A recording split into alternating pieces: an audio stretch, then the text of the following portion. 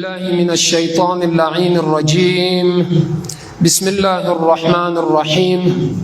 الحمد لله رب العالمين، والصلاة والسلام على أشرف الأنبياء والمرسلين، سيدنا وحبيبنا أبي القاسم المصطفى محمد وعلى آله الطيبين الطاهرين المعصومين. اللهم صل على محمد وآل محمد. قال تعالى في محكم كتابه: أعوذ بالله من الشيطان اللعين الرجيم. وإذ قلتم يا موسى لن نصبر على طعام واحد فادع لنا ربك يخرج لنا مما تنبت الأرض من بقلها وقثائها وفومها وعدسها وبصلها قال أتستبدلون الذي هو أدنى بالذي هو خير اهبطوا مصرا فإن لكم ما سألتم وضربت عليهم الذلة والمسكنة وباءوا بغضب من الله ذلك بأنهم كانوا يكفرون بآيات الله ويقتلون النبيين بغير الحق ذلك بما عصوا وكانوا يعتدون. صدق الله العلي العظيم. آمنا بالله لا حول ولا قوة إلا بالله العلي العظيم.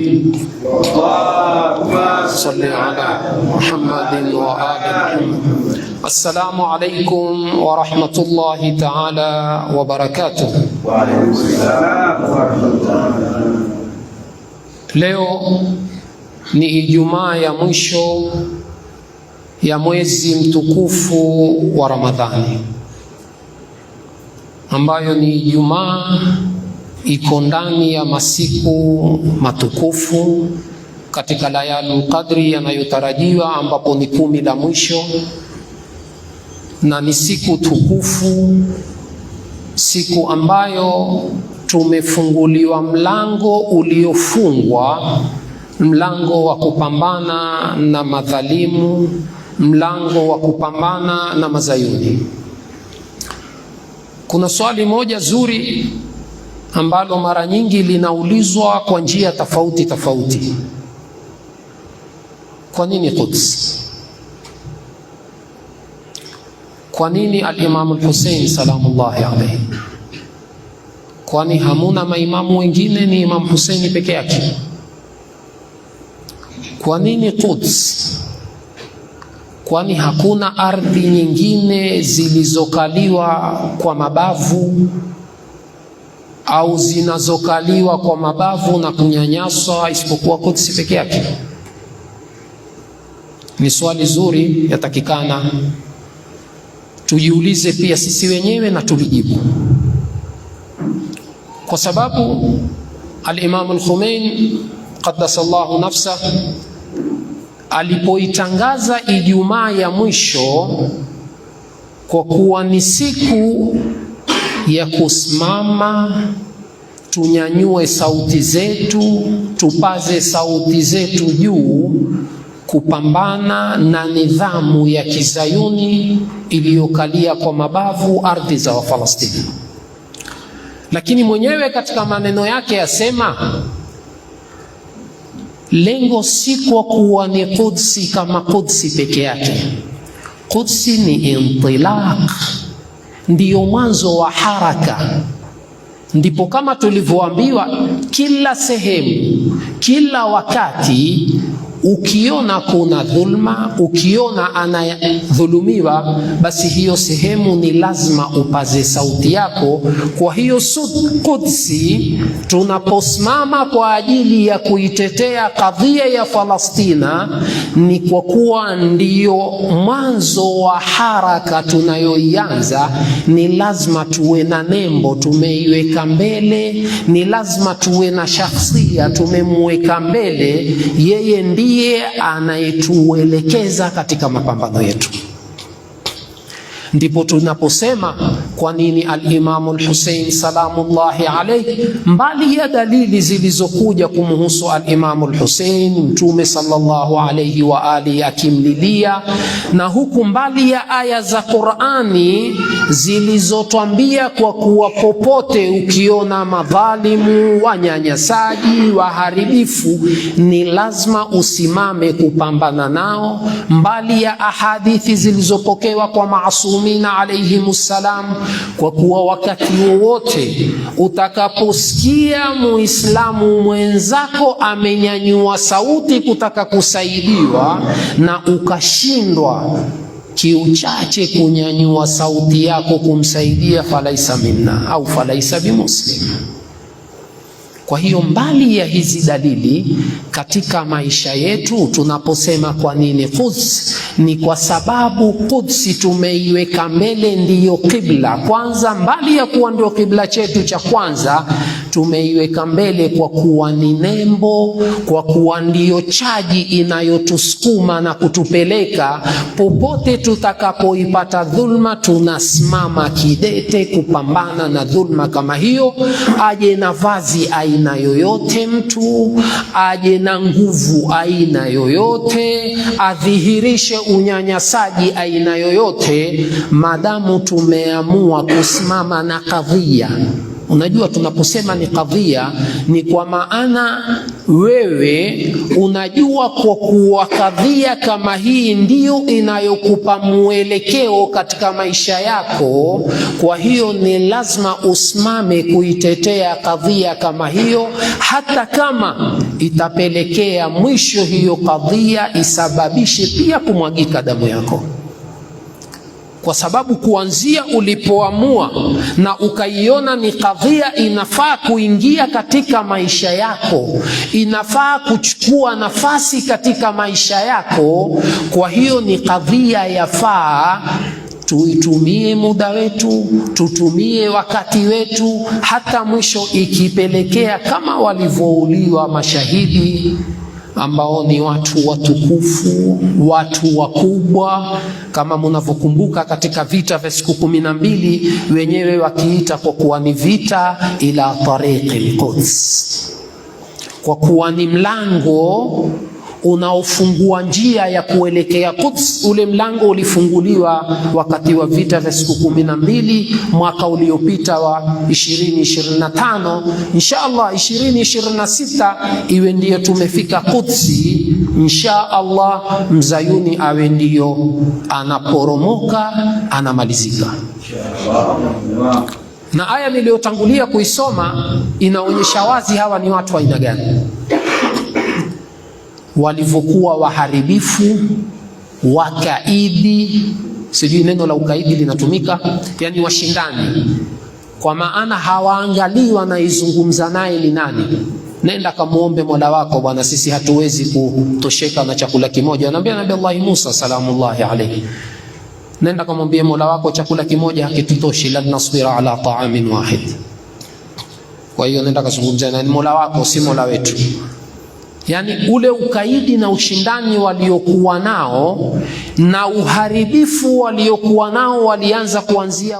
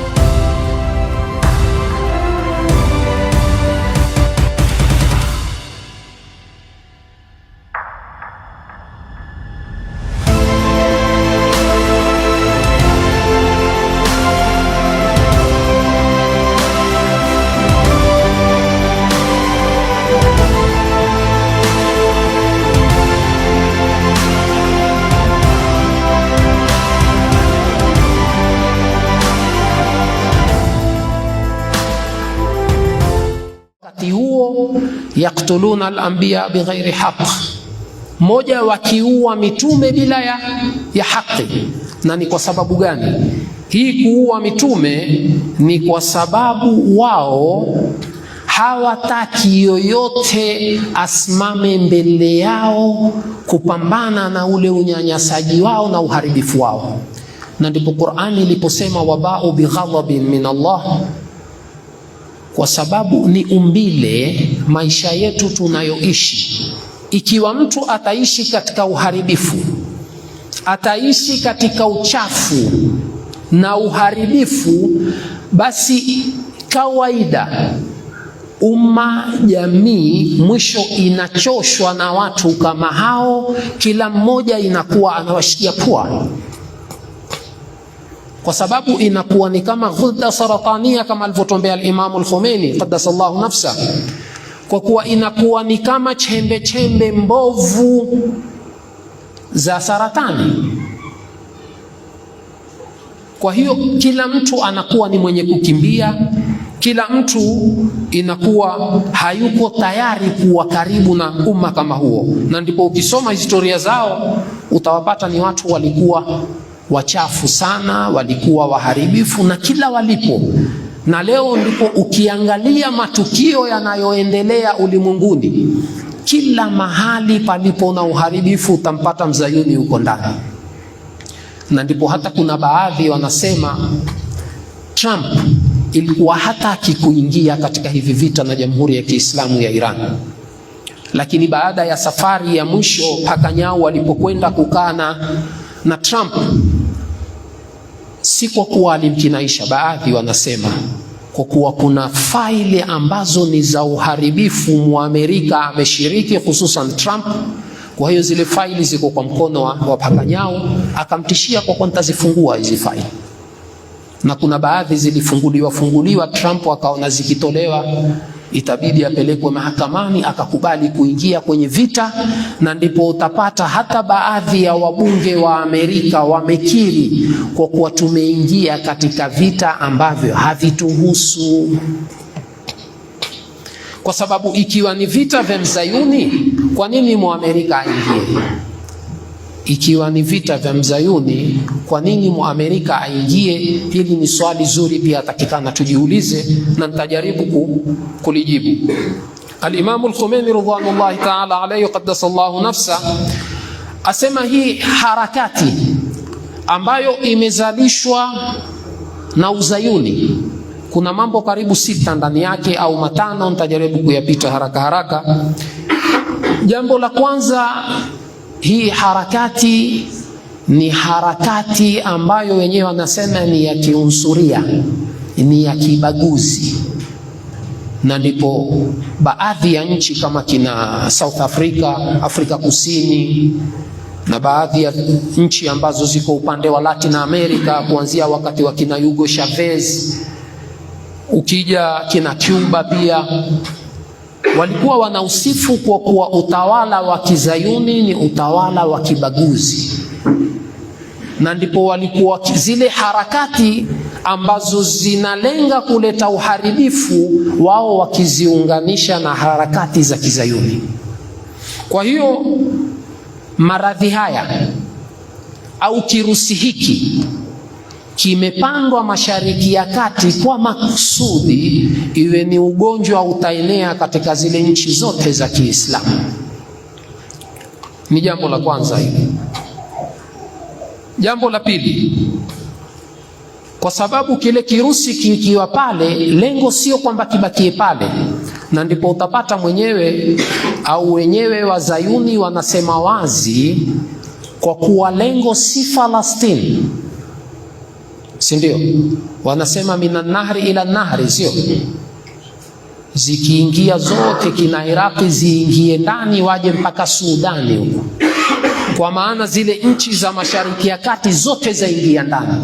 Kwa hiyo lengo la kuweka ule ugonjwa au yale maradhi aliyoyasema al-Imam al-Khomeini qaddasallahu nafsa, ni kwa sababu yale maradhi kwanza yapate yaenee. Pili, maradhi kama yale lengo ni kwa ajili ya kuzichunga harakati zozote zitakazoamka kupambana na unyanyasaji na udhalimu. Kwa sababu angalia, lau kungekuwa Middle East, Mashariki ya Kati, hakuna utawala wa Kizayuni, basi Amerika asingepata nafasi ya yeye kwenda kuweka zile bezi zake. Sasa yeye ameziweka zile bezi kwa lengo la kuwatetea Waarabu, lakini si kwa ajili ya kuwatetea Waarabu, ni kwa ajili ya kutetea utawala wa Kizayuni. Na moja asili ni kwa sababu kuchunga harakati zozote zitakazoamka kupambana na unyanyasaji. Na ndipo walipokuwa wakizungumzia ile wakisema alhilalu shii, kwa kuwa ni ule mwezi ule wa Kishia umetoka Irani mpaka ufike Yaman. Ujapokuwa ulizungumzwa na kina Hosni Mubarak, wao ni kama wasemaji tu, lakini nyuma yao kuna hawa vichwa ambao ni waungu wao ndio wanaowapangia. Kwa hiyo walikuwa wakisema sisi hatuko tayari, tusubiri mpaka Jamhuri ya Kiislamu ya pili isimame. Yani kwa maana tulichelewa tukampa nafasi ya Imam al-Khomeini akasimama akaianzisha Jamhuri ya Kiislamu ya Iran, hivi sasa hatutoi nafasi tena. Kwa hiyo ule uzayuni umepandikizwa pale, moja ya msingi muhimu ili wao wapate kuzifuatilia harakati zozote ambazo zitakuwa zinaweza kusimama kupinga yale matatizo ambayo wao wanayaleta, kwa sababu wao wamekuja kwa maslahi yao. Na ndipo utapata ukikaa na baadhi ya wataalamu ukizungumza nao wakwambia Mashariki ya Kati ndio uti wa mgongo wa uchumi wa Magharibi na Amerika. Na ndipo leo haya mashambulizi ya Jamhuri ya Kiislamu ya Irani ukisikia yanapiga katika baadhi ya nchi sana, yamelenga kama Imarat, Qatar, mfano Bahrain, Jordan sio sana, kwa sababu hizi nchi tatu uchumi mkubwa wa Magharibi na wa Amerika uti wa mgongo uko hapa. Kwa hiyo hawawezi kuruhusu harakati zozote ziamke ambazo zitakuwa kwanza ni kuangusha uchumi wao au kuyaondosha haya maradhi ambayo ndiyo yamewapa nafasi wao kukaa Mashariki ya Kati. Na ndipo utapata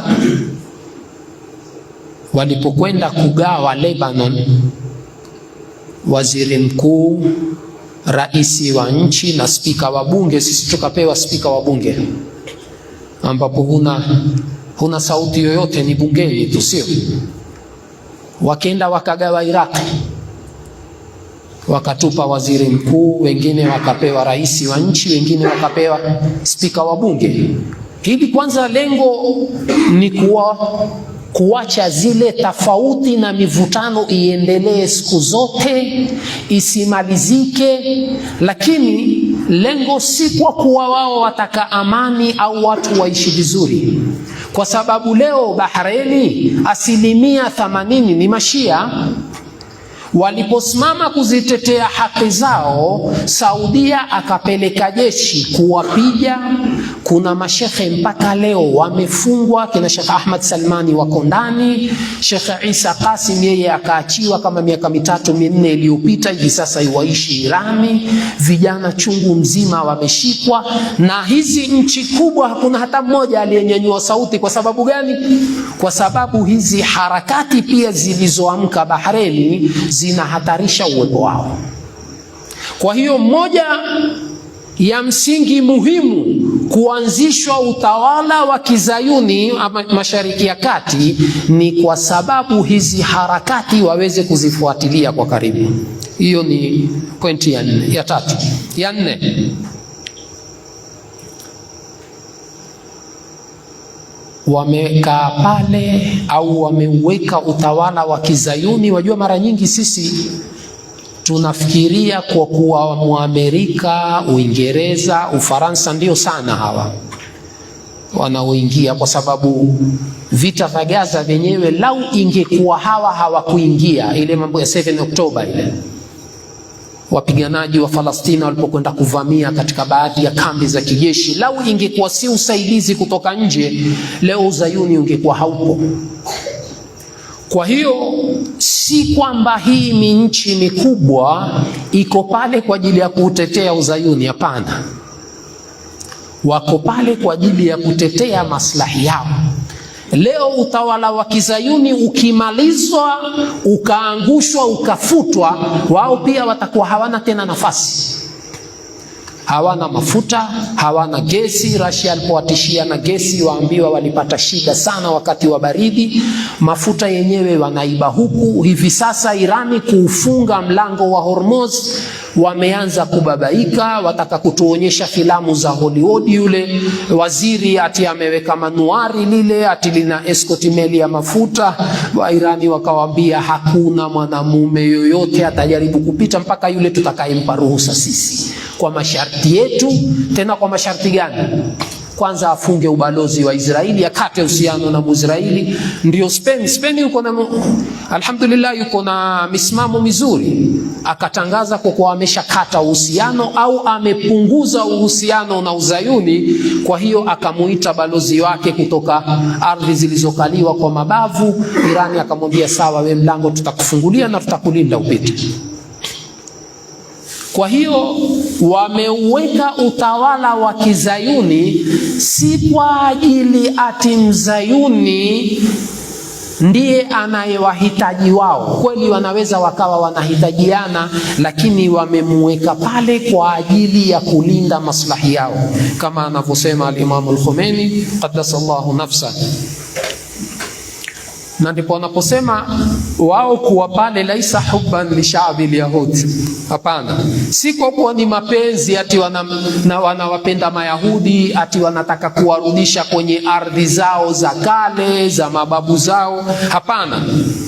Difaan an masalihi, ni kwa ajili ya kutetea maslahi yao, kwa ajili ya kutetea mali yao na uchumi wao ambao ndio uti wa mgongo unaoendesha nchi zao. Na leo ukisikia baadhi ya wanasiasa Amerika hususan wanalalamika kwa uchumi wao umeharibika kwa muda mfupi, maisha yamekuwa magumu, mafuta yamepanda, wanalalamika, wanajaribu kutishia, lakini yule anayetishiwa si mtu wa kutishika, kwa sababu kuanzia mwanzo alipoitangaza siku ya Quds, na baadhi wakamwambia al-Imam al-Khomeini ridwanullahi ta'ala alayhi, kwa kuwa hii itasababisha ulimwengu ukate uhusiano na sisi. Al-Imam al-Khomeini qaddasallahu nafsa asema, lau tungekuwa twaishi kwenye kisiwa wakakata madaraja yote yanayovuka kuunganisha na nchi nyingine pia ni sawa. Kwa sababu gani? Kwa sababu al-Imam al-Khomeini anaamini kwa kuwa thaura, mapinduzi ya Jamhuri ya Kiislamu ya Irani yamesimamia ule msingi wa al-Imam al-Hussein salamullahi alayhi. Allahumma salli ala Muhammad wa ali Muhammad. Na msingi wowote, harakati zozote zikisimamia kwenye msingi wa al-Imam al-Hussein salamullahi alayhi, basi haistahiki wala haifai ufungie macho dhulma au unyanyasaji. Popote unapofanyika lazima unyanyue sauti yako. Na ndipo Sayyidul Qaid Sayyid Ali al-Khamenei qaddasallahu nafsa, utapata karibia umri wake wote ametumia kupambana na unyanyasaji, dhulma, ubepari, na wala ilikuwa hajali, kwa sababu ametishiwa muda mrefu. Na sijui kama makumbuka Muharram, ilipokuwa vitisho vimekuwa vikali, kwa kuwa wakati wowote atauliwa, watu wakatarajia kwa kuwa Sayyid Muharram iliyopita hataonekana. Lakini kuna mmoja katika makhatibu, nafikiri ni Mirbaqiri kama sijakosea, yuko juu ya mimbar anazungumza, mara wakamwona Sayyidul Qaidi waingia qaddasallahu nafsa. Watu wote wakaamka na matakbiri na masalawat, kwa sababu ni jambo walikuwa hawalikulitarajia. Walifikiria Sayyidi mwaka ule hataonekana, lakini Sayyid akasimama. Kwa sababu gani? Kwa sababu kuanzia mwanzo anaamini imma shahada wa imma nasr, na shahada pia ni nasr. Na ndipo leo mimi naamini moja ya sababu iliyofanya hivi vita viwe vikali, jana nikimsikiliza mwandishi wa habari wa Al Jazeera ya Kiarabu asema hizi siku mbili mashambulizi ya Jamhuri ya Kiislamu ya Irani si ya kawaida. Ni yale mashambulizi kwa sababu kila kinachotumwa kinaanguka, na wenyewe wanasema kweli si ya kawaida, lakini kuna baadhi ya wataalamu wa kijeshi ndani ya Jamhuri ya Kiislamu ya Irani wasema hata hatujaanza vita kama, bado tupo katika mazoezi mpaka sasa. Tutakuja kushangaza ulimwengu tutakapoanza kuzitumia silaha zetu mpya. Kwa hiyo Jamhuri ya Kiislamu ya Irani sio kwa kuwa imesimama kwa maneno peke yake, kwa sababu kuna maneno yalikitumika sana na yalikisikika sana. Irani anadai anawaunga mkono wa Palestina, anaunga mkono Lebanon, anawaunga mkono wa Yaman al-Houthi. Kwa nini hajitokezi akaingia mwenyewe? Kwa hiyo Jamhuri ya Kiislamu ya Irani iko pamoja na mzayuni. Wanatufunga sisi midomo, wanatudanganya, si wa kweli. Yalikizungumzwa sana haya, lakini ajabu, vita kuanzia vianze, waliokuwa wakizungumza hivi hatusikii wakiuliza hawa waliokuwa wakiungwa mkono na Jamhuri ya Kiislamu ya Irani, mboni leo hawajitokezi kumsaidia? Ijapokuwa Irani mwenyewe asema hatuhitaji msaada wa mtu. Ukimpata Russia na China amekwenda si kwa kuwa yuwamsaidia Muirani, yuko pale yuwalinda maslahi yake. Kwa hiyo Irani hahitaji msaada wa mtu. Alisimamia kwenye msingi wa a'iddu lahum mastata'tum min quwwa wa min ribatil khayl turhibuna bihi aduwakum wa aduwallah. Kwa maana waandalieni, mujiweke tayari, mujiweke imara, kujiandaa kwa ajili ya kupambana na adui yenu. Jiandaeni kwa kila aina ya zile nguvu ambazo zinastahiki. Na alhamdulillah amejiandaa muda wote, wakati wote kwa ajili ya siku kama hizi. Na leo amekuja kuthibitisha uwepo wake kwa kuwa yeye ni moja katika nchi kubwa, ni moja katika nchi ambazo zinastahiki kuheshimiwa. Sio ile nchi ambayo wewe uje umpangie, umwambie kwa kuwa bwana nifungulie viwanda vyako vya nyuklia niingie ndani, mara nifungulie kambi zako za kijeshi niangalie kuna nini, mara Irani mwambie hapana. Na ndio hivi sasa ule ukweli sisi tunafichwa, kwa sababu Trump leo amekuwa asubuhi anasema hili, mchana anasema lile, jioni anasema lingine, amekuwa hata haeleweki. Utasema amechanganyikiwa au amejichanganyisha mwenyewe, Allahu aalam. Lakini uhalisia wa mambo, Muamerika leo anatafuta juu chini ili hivi vita visimame, kwa sababu ameshalemewa, amepata hasara. Kambi zake ambazo zimepigwa Mashariki ya Kati ni kambi zimemtia hasara chungu mzima, ambazo zitahitaji miaka mpaka kurudishwa tena. Na wengine wanasema zile ardhi Irani alivyozipiga, amezipiga mpaka hakuna uwezekano tena hata kesho wakitaka kuzirudisha wazirudishe tena. Ndipo nilipotangulia kusema Falastini au Quds sio kwa kuwa ni lengo asili, ndiyo mwanzo wa safari. Kullu ardhin Karbala wa kullu yawmin Ashura. Haya ni maneno yanayozungumzwa na maulama wetu, kwa kuwa hapa ndiyo mwanzo wa haraka. Tunaianzia wapi? Al-Quds. Na popote Tutakapoona mtu ananyanyaswa, anadhulumiwa, anaonewa, basi tutakuwa tuko tayari kunyanyua sauti zetu kumtetea. Kwa hiyo natija, utawala wa kizayuni upo Mashariki ya Kati, anavyosema al-Imam al-Khomeini qaddasallahu nafsa, ni mlinzi muhimu sana wa maslahi ya nchi za kibeberu. Yuko pale kuwalindia maslahi yao, kwa sababu asipokuwepo itakuwa hakuna tena nafasi ya wa magharibi na muamerika kuwepo, ijapokuwa wamemtengeza adui ambaye wenyewe wanakuambia ni adui wahmi, ni adui ambaye hayuko, wakisingizia kwa kuwa Irani ndo adui yenu, Irani sijui anataka kukalia ardhi zenu, Irani anashambulia ardhi zenu, na wao ni wa sijui, yani Waarabu tu wahisabu ni watu aina gani, sijui wamepata zile chembe chembe za nasaba ya Abu Jahli na Abu Lahabi au namna gani, au ni zile chembe chembe za Kiyahudi zimewafika, kwa sababu ni watu hawajielewi, hawajitambui, hawajifahamu, wenda tu. Lengo ndipo hii aya niliyotangulia kuisoma.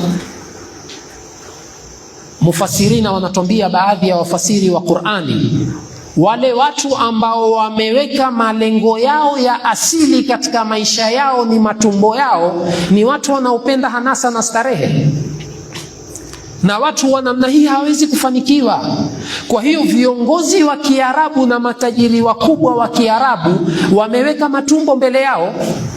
Kwa hiyo mbio zao zote ni kwa sababu ya nini? Ni kwa sababu ya kutengeza matumbo yao. Wao wananchi wao kwao hawana umuhimu, wananchi wao kwao wauliwe, wafanywe kitu chochote, kwao hakuna umuhimu aina yoyote. Kwa hiyo wako katika kulinda maslahi yao, na ndipo utapata kikao kilichoitishwa jana au juzi cha Umoja wa Mataifa au Baraza la Usalama kimeitishwa kwa maombi ya nchi za Kiarabu. Na si kwa nini Amerika na mzayuni amekwenda kuishambulia Jamhuri ya Kiislamu ya Iran. Hapana, ni kwa nini Iran anashambulia nchi zetu, na hali ya kuwa wameshaambiwa ndani ya nchi zenu kambi za Amerika, masalih ya Amerika yaliyoko kwenye nchi zenu si zenu za Muamerika. Kwa hiyo sisi hatuwapigi nyinyi. Mbona hatupigi kwenye kasri za kina bin Zaid au za kina Muhammad bin Salman?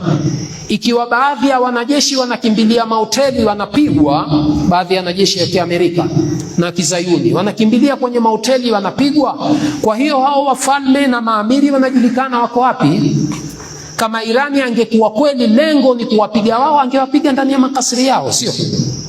Lakini mlengo si wao.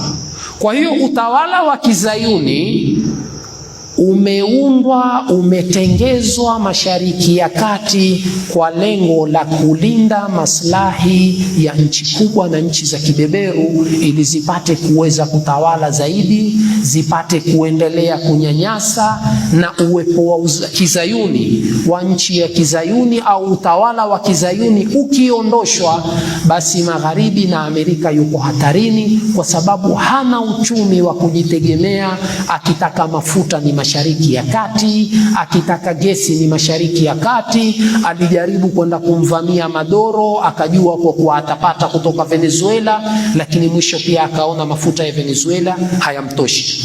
Kwa hiyo al-Imam al-Khomeini qaddasallahu nafsahu, kwa kumalizia, anasema kwa kuwa tatizo kubwa lililotupata, kwa sababu kuna swali ambalo mara nyingi yatakana tujiulize, ni kitu gani kimetuchelewesha sisi Waislamu? Kwa nini mpaka leo hatufiki? Kwa nini siku zote tunaishi maisha haya?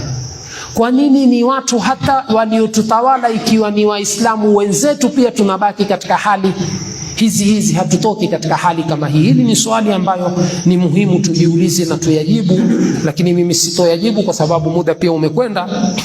Lakini nataka kumalizia kwa hili. Al-Imam al-Khomeini qaddasallahu nafsa anasema, kwa kuwa tunaponyamaza tunapofunga midomo yetu, ikiwa tutamwona ndugu yetu anadhulumiwa na sisi tukafunga midomo yetu tukanyamaza, basi ndipo pale tunapowapa nafasi wale maadui wafanye yale wanayotaka.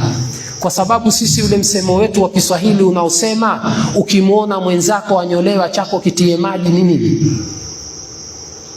Ni kwa sababu wewe umemwona mwenzako anadhulumiwa, ananyanyaswa, anapokonywa haki yake, ukasema hayanihusu, kesho yatakupata wewe. Na ndipo yale matatizo katika baadhi ya mitaa yetu yalitokea, tukisema wanaoshikwa si wetu, mwisho yakafika kwetu. Na ndipo al-Imam al-Khomeini ridwanullahi ta'ala alayhi qaddasallahu nafsa asema kwa kuwa tatizo kubwa linalotupata ni kwa sababu tumefunga midomo yetu tulipoona Wafalestina wamepokonywa haki zao, wamenyanyaswa, wamedhulumiwa. Leo dhulma zimefika katika nchi zetu, zimefika katika jamii zetu. Na ndipo tulipo al-Imam al-Khomeini ridwanullahi ta'ala alayhi alipoamua kuitangaza siku ya Quds kama hii.